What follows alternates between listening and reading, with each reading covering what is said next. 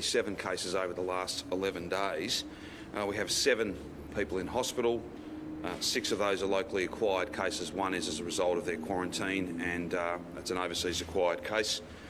There are 2 of those 7 people in ICU. Neither of them are on a machine to help them breathe. 10 of the 14 cases were in isolation 100% of their exposure days. 3 were not, but as I'm advised, they were out for about 24 hours. And the 14th person, the final one, is being investigated now. It may be someone who was in isolation. We'll confirm that at a later point, but at least 10 of those 14 were. If you look at that trend, it wasn't so long ago, a week or so ago, that we had less than 10%, so less than 1 in 10 of our positive cases had been isolated, tucked away while they were at their infectious peak.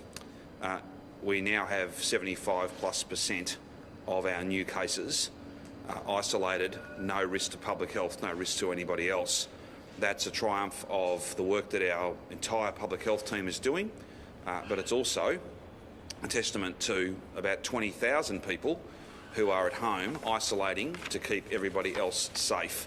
To them, can I say thank you?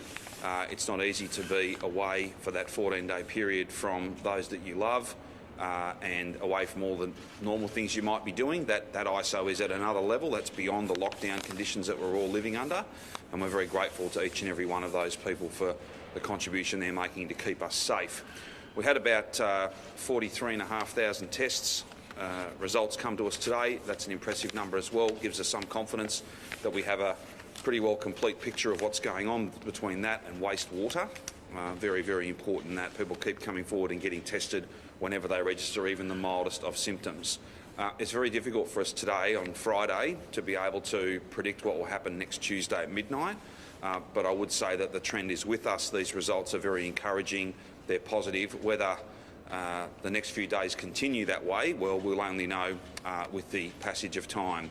What I am certain of, though, is if everyone keeps playing their part, if everybody takes this lockdown seriously and knows and is really clear in their behaviour that if we do the right thing, we'll get the right outcome. We'll be open, we'll be back to something approaching normal, and we will have beaten this second Delta outbreak, something that no other jurisdiction anywhere in the world has done once, let alone twice. So I'm very, very proud of everybody for the work they're doing, and proud of every Victorian for the way in which they're just seeing this through. It's very, very important that we all stay the course on this.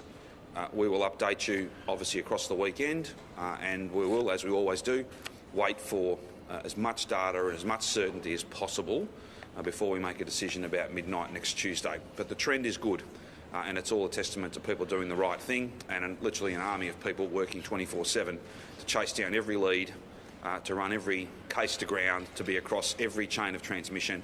They're doing an outstanding job, and I'm grateful to them. Just if I can make a couple of comments in relation to announcements out of New South Wales. The Premier of New South Wales has used the term that there is a national emergency going on up in Sydney at the moment. I don't disagree with that. They've got a very significant challenge, many, many cases, and many of those cases out and about for the entirety of their infectious period, then another number of people who are out and about for at least some of their infectious period. That trend is not what you want to see. Any help we can provide, of course, we stand ready to do that. And that can be practical support, or it can be some of the learning, some of the practical experience that we tragically have as Victorians, given what we went through last year. I want to just make this point, though. If there is a national emergency, and I'm not doubting that for a moment in Sydney, then it is a national responsibility. The Sydney-siders are locked into Sydney. We need a ring of steel around Sydney so that this virus is not spreading into other parts of our nation. Let's focus on fixing what's going on in Sydney. Let's focus on not spreading what's going on in Sydney across the rest of our country. We will finish up with the whole country locked down if we don't do this properly. And the last thing I want is Victorians to see off this second Delta outbreak only to have further incursions, because what's going on in Sydney is not being contained to Sydney.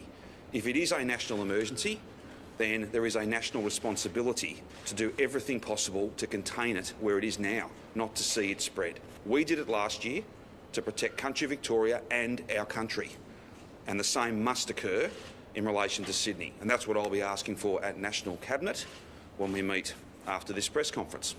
I now might ask Jerome to run through those cases, and Brett and Jerome and myself are here and only too happy to take any and all questions you have. Thank you, Premier, and good morning.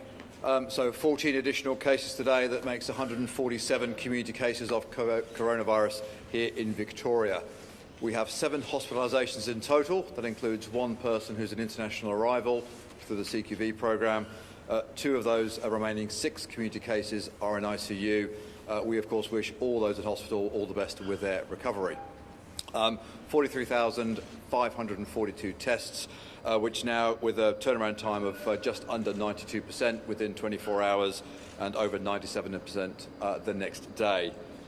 21,264 primary close contacts. That's 21,000 Victorians in isolation at the moment. And again, we thank them for the hard yards of doing that 14 days of isolation. And of course, now that we're about to start, starting our day 13 clearance testing, hopefully for most of them, they'll be able to be progressively released as they clear their day 13 test.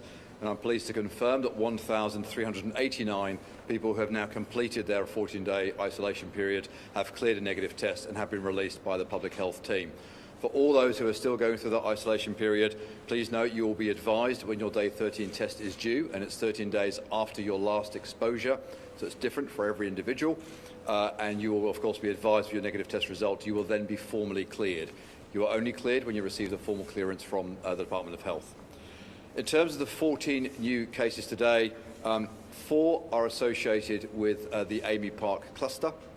1 of those attended the game and was in quarantine already. 1 was a household contact of somebody who attended the game, was also in quarantine. And 2 are the household members of the case we referred to yesterday, the case who was a late appearance from the Amy cluster. It's the individual who went to Pran Market. The 2 new cases today were household members of his. They were partially isolated, so they had 1 day each in the community. A number of Tier 2 exposure sites have been identified in the last 24 hours. They've been listed along with 1 Tier 1 exposure site. So that's 4 of our cases today. We have 2 further cases from Ms Frankie's, a customer and a member of staff. That member of staff made 1 tram trip, I'll refer to that later, in order to get a test. That is the 3rd case who was partially out in the community today for that 1 trip, but undertaking good PPE practice. That's 6 cases in total so far. We then have 2 more students from Trinity Grammar. Again, all of them are all doing full isolation. That gives us 8 cases today. And then there are single cases at St Patrick's, a student there. Another student at Bacchus Marsh Grammar. Another household member of the Phillip Island cluster. Another household member of our City of Hume cluster. A further household member associated with Westgate Tunnel, a small workplace outbreak there, and one workplace primary close contact from the Young and Jackson's outbreak. All those 6 individuals were fully in quarantine and fully supported. That makes the 14 new cases today. Maybe just a brief word around, obviously, discussions during the media yesterday around a case who had 1 day of infectious exposure at Casey Hospital. So this is somebody who is a household primary close contact of a workplace colleague of the cabinet maker at Young and Jackson. So a 3rd generation case all the way back to the Young and Jackson's outbreak. She was partially isolating. She had 1 day at work under full PPE. There are 41 staff currently furloughed at Casey Hospital out of an abundance of caution, but we are confident that, and again, our thanks to Monash Health and the team there for managing that situation so swiftly and so effectively. In terms of the key exposure sites we're focusing on really today and over the next couple of days, we've seen a good initial response to the Pran Market exposure we talked about yesterday morning. So 958 PCCs have been identified for that exposure. About a quarter of them have come forward and cleared a negative test already. And of course, we expect the remainder of those results to come in over the next day or so. We're also very keen to ensure that anybody who was on tram route 86 in the CBD on the 21st of July, between 3 p.m. and 4 p.m, please come forward for testing. that there are 2 short tram trips made for the CBD. There will be details later on our website. We're just nailing the exact details of the journey. But for now, between 3 and 4 p.m. on the 21st of July on tram route 86 in the CBD, we'd really like you to come forward and get tested. We have a case who was on his way to a testing station and on his way back, who was infectious at that time. And we're very keen to make sure that the other, we believe, half a dozen or so passengers around him on the tram come forward and get tested immediately. Finally, Mildura, we're seeing again a really good set of testing days there. No further positive cases to declare today, which I'm very pleased about. And again, my thanks to the whole Sunraysia community for their support and the hard yards over the last few days of getting so many of you tested. And thanks again to the teams from Bendigo Health and Goulburn Valley Health for doing all that work. We've discussed many times over the last few days the various other exposure sites and how they're going. No real changes to any of those. So particularly the schools, Bacchus Marsh Grammar, St Patrick's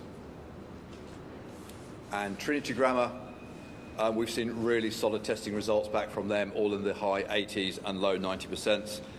The 2 areas of ongoing focus for us, obviously the MCG crowd. We saw 3/4 of the Tier 1 and Tier 2 exposures for MCG come forward to get tested. They will start their Day 13 testing from tomorrow. We have around 3,500 Day 13 tests due over the weekend. And of course, it is those Day 13 tests that will determine their final clearance from isolation. All other exposure sites are running pretty smoothly, and we can pick them up in questions if anybody is so interested. Over the course of the last 12 days of this outbreak, we've now completed around 470,000 tests across the community. And I really want to thank all those hundreds of thousands of people who've come forward to get tested as part of these outbreaks, as we now really start to see and we get into the Day 13 closures and starting to exit all those primary close contacts. We've also conducted over 3,000 home visits over the last 11 days. Out of all those home visits for people who should have been isolating, only 17 cases were referred to Vic Police for further follow-up and action. And again, look, it's an outstanding result. I want to thank everybody for doing that hard work of isolating so strongly. That is how we collectively run these outbreaks to ground. As I've said earlier, 1,389 people have now been cleared from quarantine, have completed a Day 13 negative test and have now been cleared. We expect to do about 3,500 people over the coming weekend. And as your Day 13 tests come due, please plan where to get your tests. At the moment, our testing system is running at a very green level, less than 30-minute waits on average. Although the Dendy Street, Brighton testing station is very busy, I suspect a number of Day 13 tests in that area at the moment. I would encourage, if you are going to get tested, do look at the full range of 200 testing stations and go to the one that's not only closest to you, but also that has the shortest waiting times. With that, I'll hand over to the Chief Health Officer for his update. Brett. Thanks, Joan. Good morning. A big thank you from me for everyone who's doing so much to get on top of this outbreak. The response really is standing on the shoulders of every Victorian. It makes me so proud. What I would want to say is that we have observed people turning positive with the Delta variant at various points in their 14 days incubation period, their 14 days of quarantine.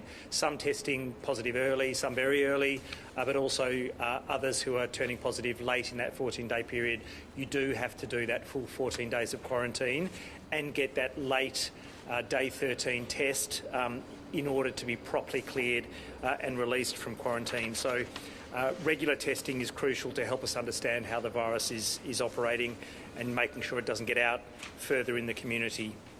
We do have a number of cases in school settings. We thank the students, parents and the school leadership for everything they're doing to support the testing and the quarantine process.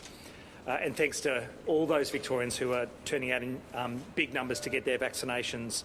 I saw my local GP, and thanks to the team there yesterday, to receive my second dose of AstraZeneca.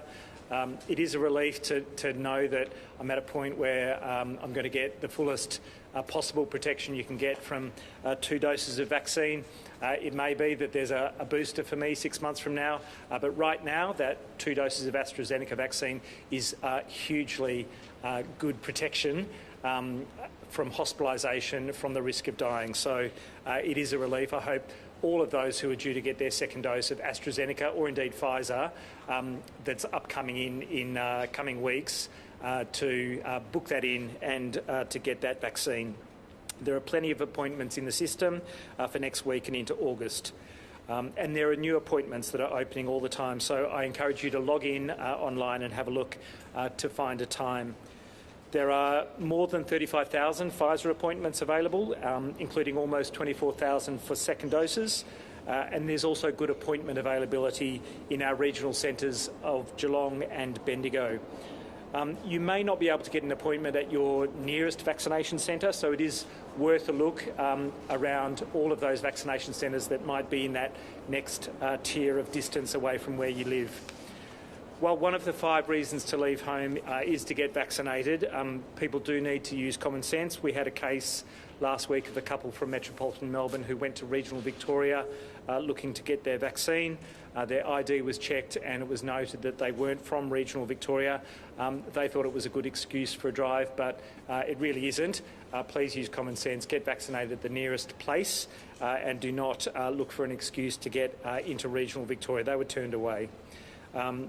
Thousands of Victorians are doing the hard yards in quarantine.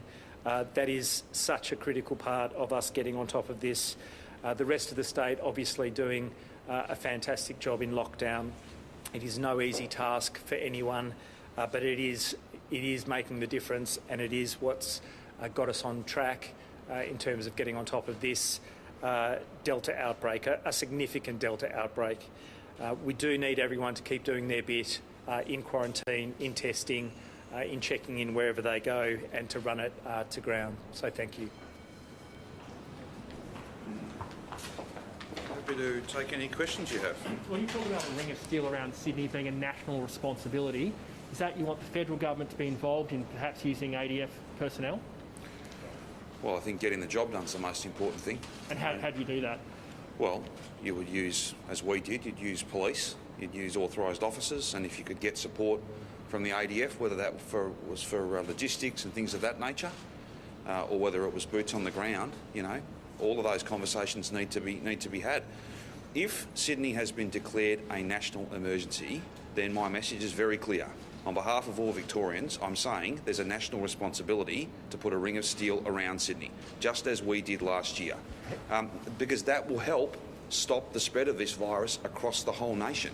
I want to be able to deal with our outbreak, have it settled, and then have thousands of contact tracers on the phone helping out Sydney.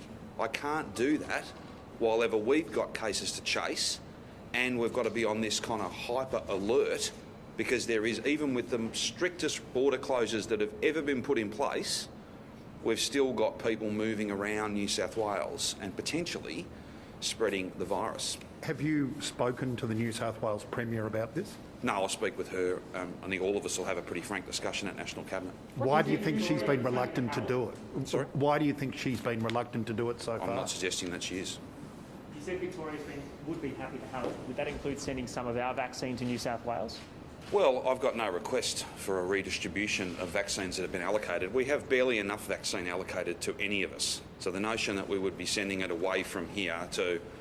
We've all got need, all of us, and they've been allocated fairly. And if there's additional supply, I'm not opposed to New South Wales receiving more, and in fact they have received more in the most recent bring forward because of the really difficult circumstances they face. Look, I think I don't want to be interpreting what the New South Wales government strategy is, but if it's lockdown until we all get vaccinated, like that's October or November. If that's the strategy, fair enough, but lock that strategy in, right? Don't have that become the national strategy, because it's not the agreed national strategy. It simply isn't. You know, I make decisions for Victoria, but I'm a member of National Cabinet, and I'll be making the point very clearly today. We need to contain this so that we don't have a national emergency in every part of our nation. What could happen with the rest of Australia if they don't comply with this suggestion? Sorry, what was that? What do you think could happen with Australia if they don't comply with this suggestion? Well, you've got cases come from Sydney and lockdown in Melbourne, lockdown in Adelaide. How many more states do we want locked down? You know, we did it, and this is not a criticism. I'm just making the point. We seem to have crossed a threshold today. There's now a national emergency been declared up there. Let's, as part of a national response, let's put a ring of steel around Sydney so that we don't finish up with cases spreading any further. and then we can all get back to doing what we do best, and that's working together, helping each other, where Victorian resources can with confidence, instead of being on hyper alert for the next case that appears here, we can help out our friends in New South Wales, in Sydney particularly, to deal with the challenges that they face. Do you think we need to reprioritise vaccines, Pfizer particularly for those under 40 in the so-called critical industries, essential workers, which is what New South Wales advocated? We've also seen here workers, say Miss Frankie's, younger Jackson's, younger people. Is Pfizer needed to be prioritised for those groups now that there's more arriving? Well, I think we need to be very careful when having a discussion about who we prioritise. The fact of the matter is we don't have enough vaccine for everybody, and the virus will go to the unvaccinated. That's the way this works. But if they're the higher risk spreaders, which we're seeing in this outbreak, they're not open in New South Wales. No, but here and it's not my job to get the pubs open in New South Wales, Rich. So I'm not going to have Victorian vaccine go to New South Wales so that they can be open while we're closed. That doesn't make any sense to me. I'm not talking about New South Wales. I'm talking about generally reprioritising the new stuff that's arriving for those essential workers under 40. But that's an ongoing discussion. That happens all the time. That happens all the time. That's what I'm asking. Well, again, let's be clear on how much is coming. Like, it's very difficult to know how to ration it unless you know how much you've got. Seriously, I'm pretty sure listeners and viewers at home can relate to the concept. If you had to try and ration something and apportion it, but you don't know how much you've got in the first place, that's really, really tough. So Victoria still hasn't been told the 1 million doses that was heralded on Monday that were arriving. Victoria still hasn't been told how much of that we're getting. No, I didn't say that. I think what you're talking about though is if there were further bring forwards, like what's on shore. No, but hang on. We're in furious agreement here, I expect. Seriously, what's on shore has already been allocated. I'm not aware of any plan to reallocate that differently. So therefore, my logic tells me your question must therefore relate to the next lot of bring forwards, whether it's 100,000 or 1 million doses, right? I can't, until I know how many are coming, have any real view on where we should allocate it. It gets really difficult because there are so many. This is the whole notion of having to ration is incredibly challenging. But unless you know how much is coming and when, they're really hard calls. That's why I'm not announcing any changes to that. I doubt very much that we're going to see, large amounts of vaccine that had been allocated to us being reallocated to others.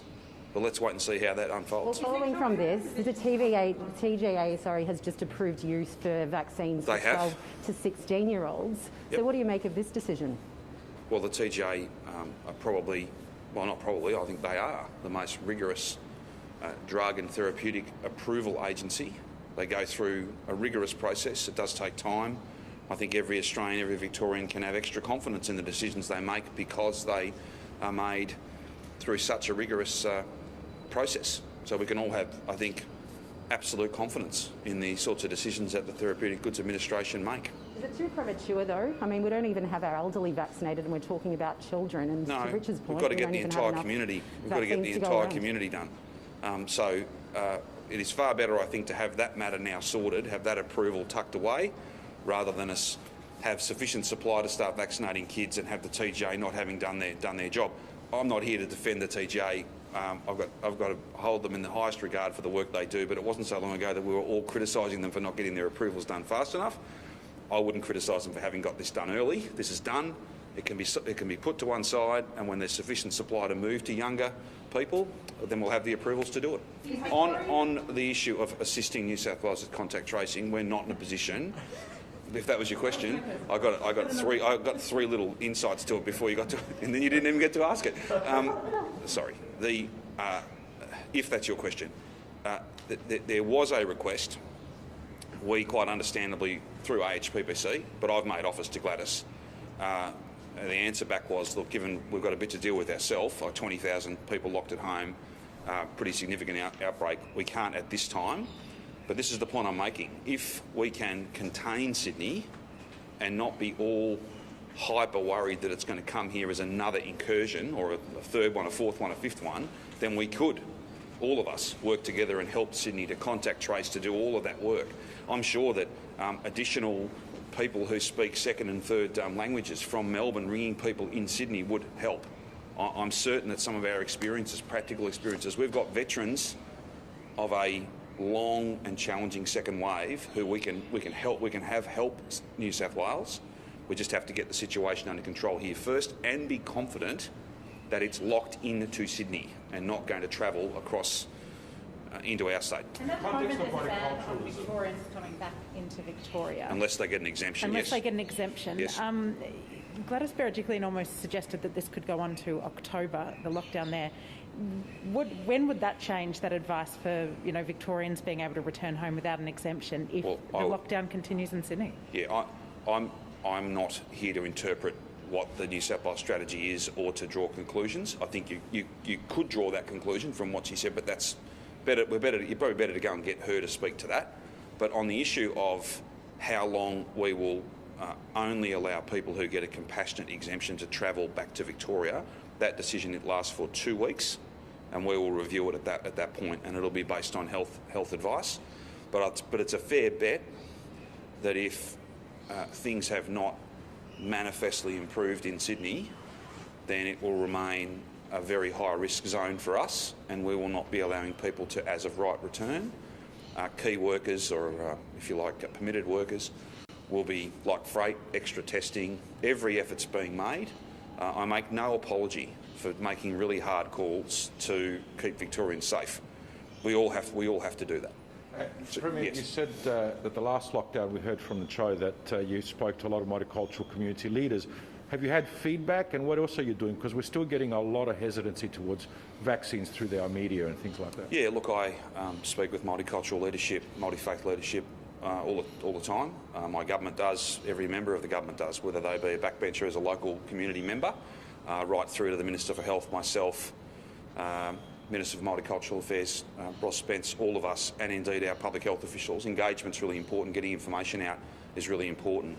And then recruiting trusted voices in many different communities to go and spread that word has been a feature of our success. And it will be a feature of our success as we convince people to go and get vaccinated for them, for their family, for every family. I would say, yes, there is some hesitancy in some quarters, but I don't think there is quite the hesitancy that we sometimes read about.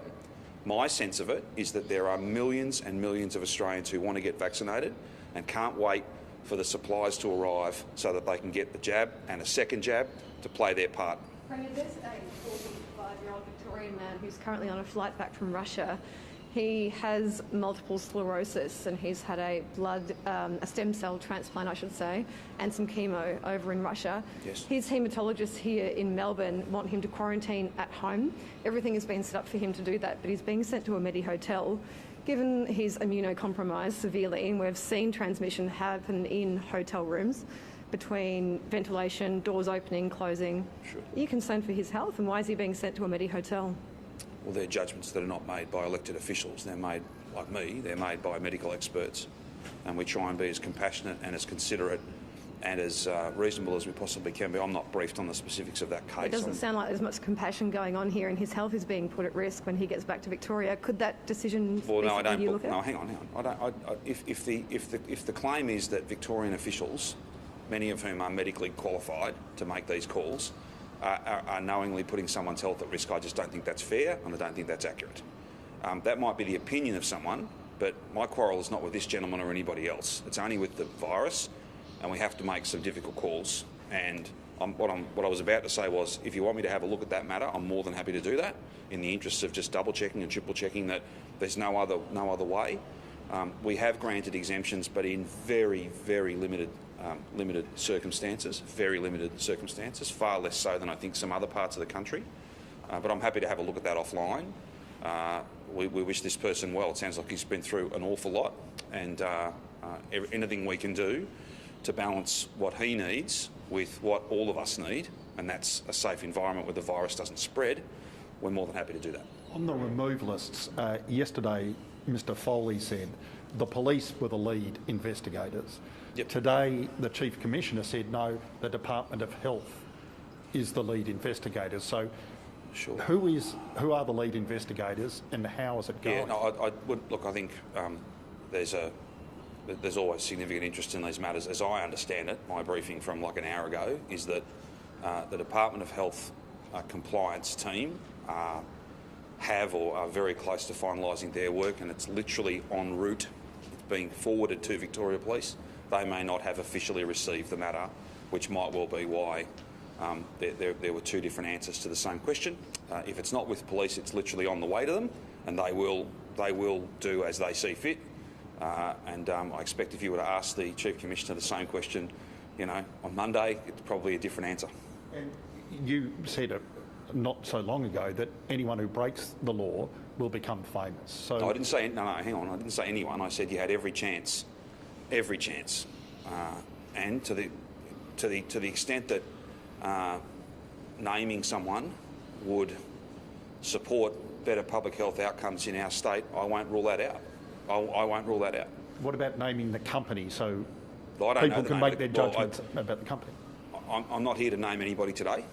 I don't know that would necessarily support better outcomes in Victoria. What was important is that we have tightened up the freight code, we have tightened up the authorised workers, and we don't see removalists coming to Victoria anymore, at least for a period of time. Now that'll be very inconvenient for a lot of people, but if they do come, they've got to get a permit, they've got to have a workforce that wasn't in that red zone. All of those issues have been dealt with. As for this company, as for these workers, Victoria Police will receive a referral and then will do as they see fit with that matter. As I understood it, I can't be certain, but as I understood it, New South Wales Police were looking at this, as well as I can only assume that South Australian Police would be too, given that they were in all three states. They're not in Victoria at the moment. I'm working hard to make sure they don't get back into Victoria, and New South Wales Police may well have a look at them, although they've got a bit on at the moment. The key point here is no one should be breaking the rules. Everyone should know and understand that if you do break the rules, you compromise your own safety and the safety of your loved ones, and you finish up in lockdown longer. It just doesn't make any sense. That's why these protests that are apparently scheduled for the weekend are nothing short. It's just ridiculous. Just ridiculous. You want to protest against something, protest against this virus by staying at home, following the rules and getting out of lockdown. That's the most important thing. The Prime Minister has repeatedly said that he is appealing to ATAGI as an advisory body to reconsider their advice as things change. I just wanted to know your opinion as a politician on, you've constantly said, all your restrictions are based on health advice alone, but what role do advisory bodies have in this situation? Is it, advice that is just accepted and implemented, or should it be constantly renewed and challenged?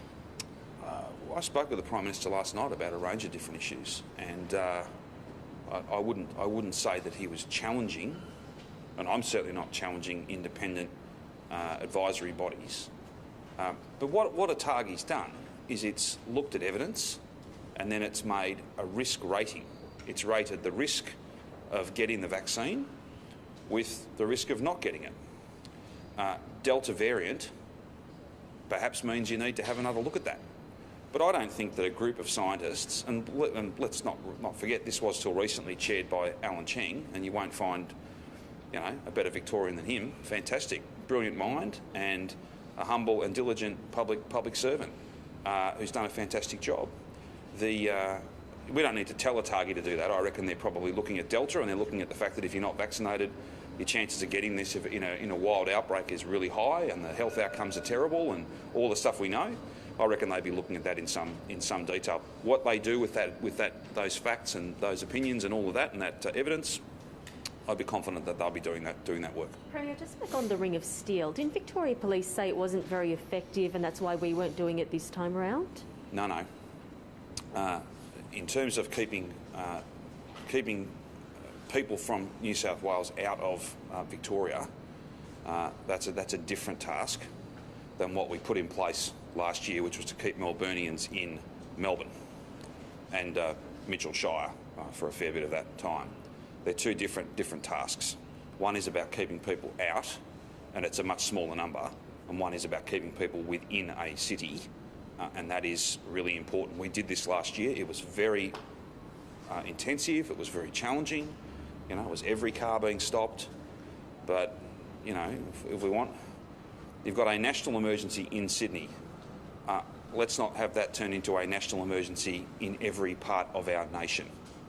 That is not a good outcome for anybody. But the Police Association said forget whether it was a lockdown or the lockdown before, when there was a debate about having another ring of steel, the Police Association said it didn't work. Well, the numbers would tell a different story. I'm not here for a quarrel with the TPA, but the numbers, we went from many hundreds of cases a day to zero. Sydney is on fire with this virus, and we need a ring of steel put around Sydney. Do you expect beds to open at the Mickleham quarantine facility by the end of the year? I certainly hope so. I think we had slated 500 to be open in January and another 500 to be open some months later, 2 or 3 months later. So if we can do a little bit better than that, it's good news today. The Commonwealth's out there with the builder, and they'll be cracking on getting it done as fast as possible. That's so much better than trying to use accommodation for tourists as accommodation to quarantine this virus. It's really challenging. So a specific purpose-built, lots of open air, built for the task. That's obviously a much better outcome. Have you spoken to other premiers ahead of National Cabinet about this idea of Sydney needing a ring of steel? Have you got support for calling for that? No, it'll be a matter for other premiers to have their own views. Different states are in different positions. You know, like no one's getting into WA, and they're a fair way away from Sydney, fair way away from all of us, really. You know, what the other position that other states take is a matter for them. I'm simply saying, as someone who's put a ring of steel around Melbourne, my view is that the New South Wales government need to put a ring of steel around Sydney. But do you think that's why case numbers were driven down, or was it because that we were all compliant, people stuck to their 5 kilometre bubble? Maybe it's not the ring of steel that was the remedy. We had a very small number of people who were permitted to go to work. We had 1 hour of exercise at one point or another for 5Ks from home. We had a curfew. We had all manner of different things, and we had a ring of steel. And all of those things contributed. Have you started talking to the AFL about the grand final, and given any likelihood or otherwise of crowds, would Victoria be prepared to concede the grand final if we can't get a crowd or an appropriate crowd? No, we're not making concessions like that. We're very focused on getting this outbreak under control. The signs are good, the trend is there. Thank you to everybody who's at home, not just under lockdown, but those 20,000 people who are at home and not leaving the house for any reason at all. Thank you to all of those who got tested yesterday. Thank you to our contact tracers, to everybody who's working hard to bring this under control. And then it's really important that we all focus on helping Sydney to bring under control their significant wave, their outbreak, whatever you want to call it. I can't do that. We can't. No one can do that until we're off this hyper alert. Until we've got some confidence that it is in fact contained up there, then we can all work together and try and bring it under some control. Particularly if it's going to be a longer term thing. If it's going to be, longer than next Tuesday or longer than weeks even. If it's a longer thing for them, then they're going to need all the help they can get, and we stand ready to provide that. But we can't do that while we are, having to be on such high alert for a case from there coming here. Premier, should teachers be planning for more home learning? Pardon? Should teachers be planning for more home learning? No. So does that mean if the lockdown is extended, would you look at bringing schools back? I think that's highly unlikely, and we'll know more about. Let's talk about the terms of post Tuesday midnight when I announce those things. That's not for today. That'll be, I'll boldly predict it'll be as close to that deadline as possible, because we want the most complete picture. But I wouldn't be drawing any conclusions. So we're all working hard to get it off to get the rules off at midnight on Tuesday night. So what's the advice for teachers right at this moment then? I've got no advice for teachers. The same settings apply.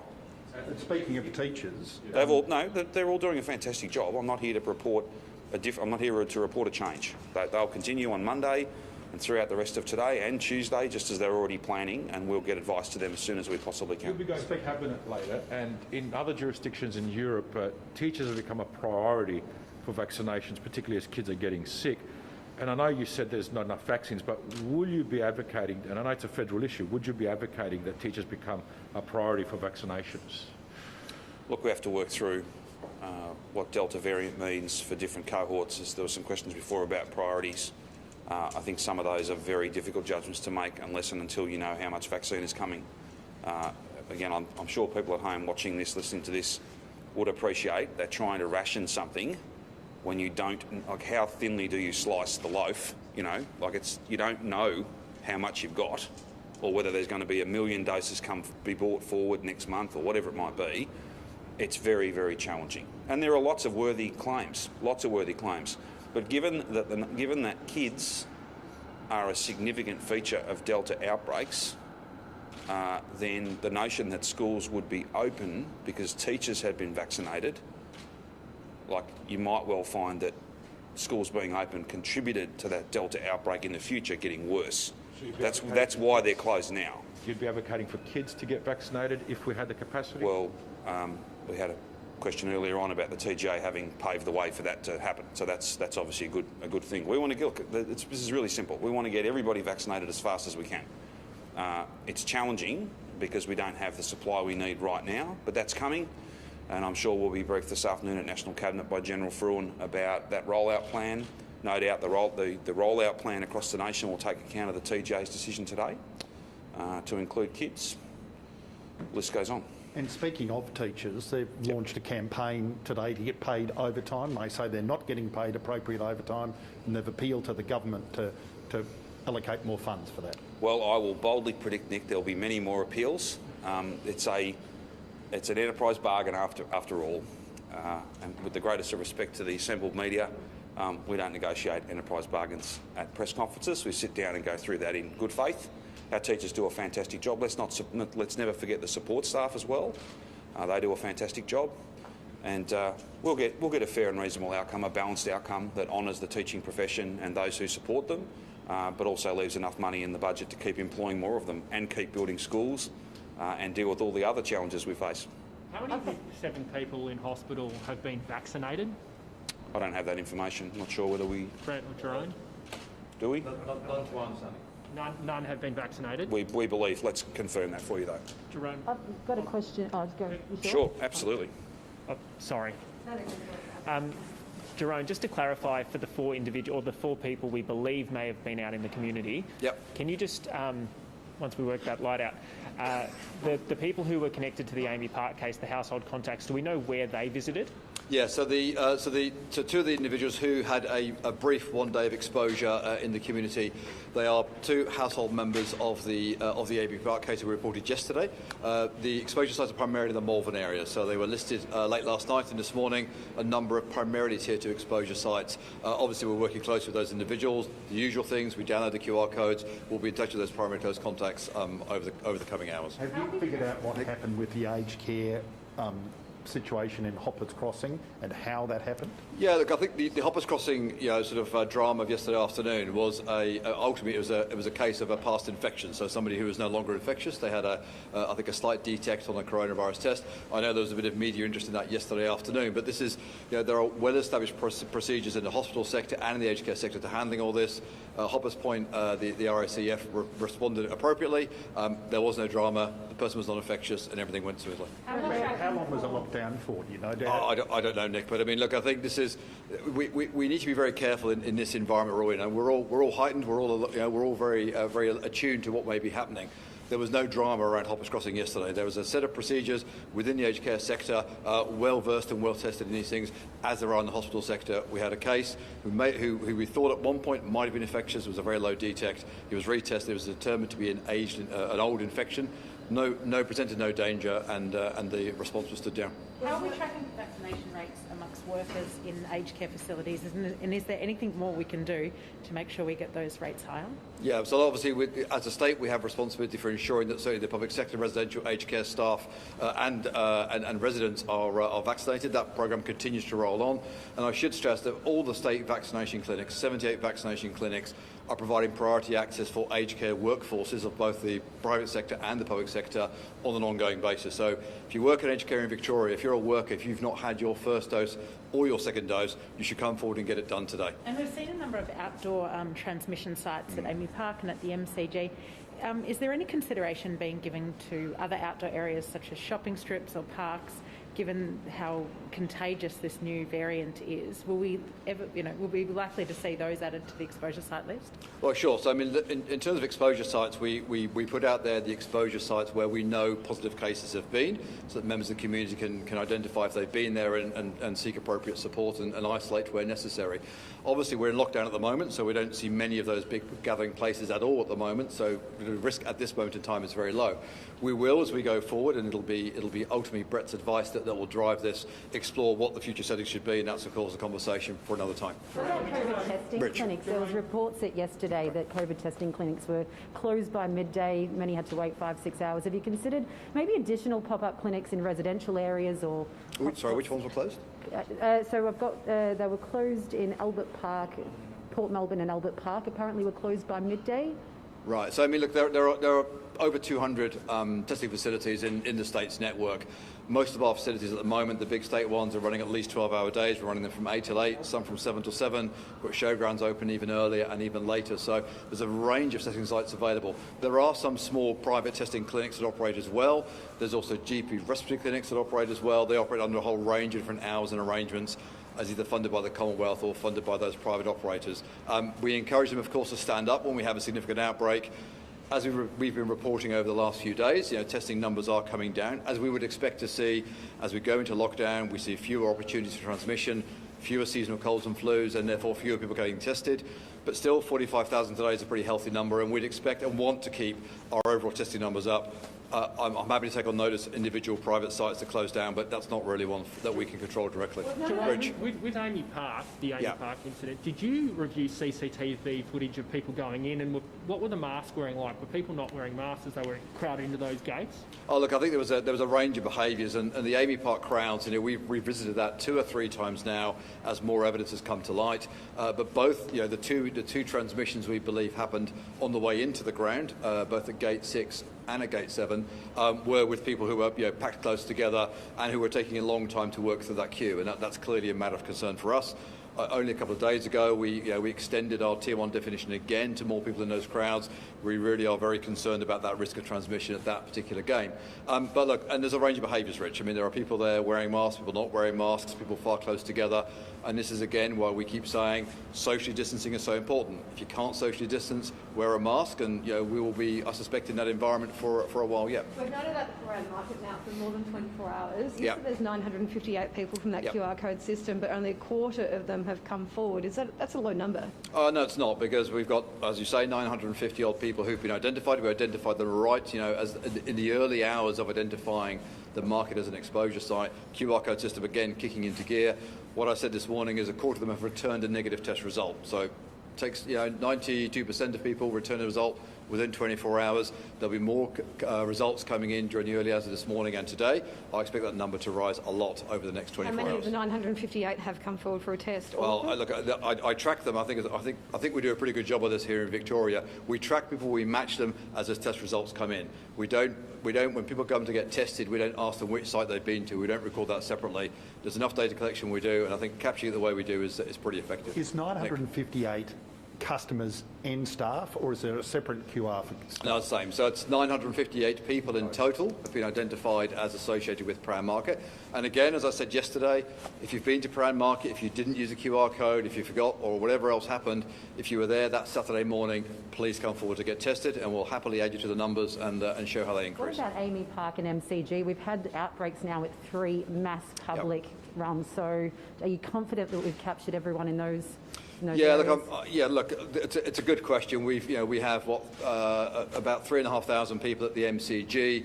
We've got about 2,000 or so at Amy Park. These are big cohorts of people, and I absolutely recognise, during the course of the last 12 days, we've revisited those sites a couple of times. We increased our Tier 1 definition around the MCC reserve at least once. We've increased our definition to include people on the outside of the ground at Amy Park. So look, we're very confident. We've taken a very cautious approach by now around how we treat those 2 grounds. There's a lot of people not only getting their first tests, but especially as we go to day 13 tests over the next few days, all those people need to go through and clear a negative result before we'll release them. Professor Sutton, can we just ask you,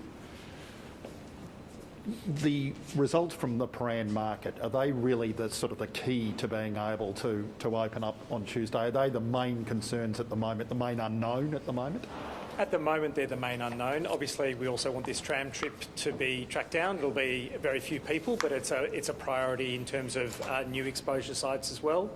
Those additional Tier 2 sites in Melbourne are likely to be lower risk. We've classified them as lower risk. We've been surprised before by detecting transmission at Tier 2 sites. So we need to be open-minded about what might turn up over the next few days. But at the moment, Paran market test results will be a focus for today, no question. How concerned are you about Paran? Look, I think people have done QR code check-ins very well. That's absolutely a positive. We're getting people coming forward for testing very quickly. That's also positive, and it hasn't been that long ago. So, you know, I expect that we'll get good coverage of those results over the next 24 hours. Brett, yesterday you said you were hoping for 0 cases in the community today. Now we've got 4. How will this impact how we come out of lockdown? And is this the new way we need to look at it, rather than total case numbers, those in the community? Yeah, we're certainly focused on those who've had a time potentially infectious in the community. Those numbers remain small. They are a small percentage of our total cases every day. That's the figure that I would love to see get down to 0. It may happen today, it may happen tomorrow, who knows? But that's what we would ideally aim for. When it doesn't occur, and sometimes that's because there is a new classification or there's transmission that's happened at one of those sites where we wouldn't necessarily have expected it, then we've got some other exposures to chase down. So there might be people who are out in the community when infectious, but when we can find those individuals, when the numbers are small, when we get to them quickly, that's much less of concern. So it's not all on getting to that 0, that's the ideal, but we can certainly manage some community exposures anyway. That's how we've run this through over the last 10 days. Are we on track to come out of lockdown on Tuesday then? Given Look, it's on track. We need to see what today, tomorrow, the weekend brings. What do you make of an immunocompromised Victorian man being put into a Medi hotel? Sorry? What do you make of an immunocompromised Victorian man being put into a Medi hotel? Look, there are a number of people who are managed in Medi hotels with complex health issues. Those assessments are not mine. They're made by the medical team at CQV and those who are running the Medi hotels. They are looking at whether their medical needs can be best met in that setting. There is no perfect place for individuals. If they're at home, there is a risk that their quarantine might be breached. Of course, we receive assurances from them that they will quarantine appropriately. We can't check each and every person who's in quarantine in the community. So there's a risk whatever way you look at it. The assessments will be made on whether their medical needs can be met in a Medi hotel, and if they are satisfied through the exemptions team that that's the case, then they don't provide for that exemption. That can be reviewed based on additional information or an appeal. Just on Mel's earlier question, do you think it's likely that some regional areas that have had no cases or exposures could open up before Tuesday? Oh, we just review over the coming days. There's no information that I have. There's no advice that I would give today in relation to that. Brett, do you support the Premier's call for a ring of steel around Sydney?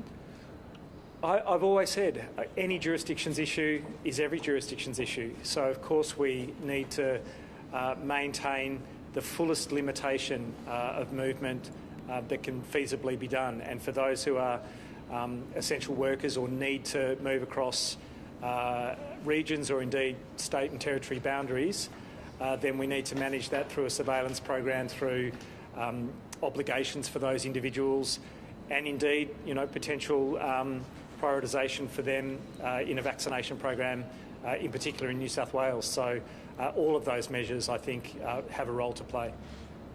How many people have been granted red zone exemptions to return from New South Wales on compassionate grounds? Do you know? I don't know the number for today. Yeah, we can get it for you. Remy, just I guess a question looking forward. People are pretty traumatised at the moment with lockdowns. It's quite pessimistic attitude. What offer of hope do we have over the next coming months that we can get back to normal?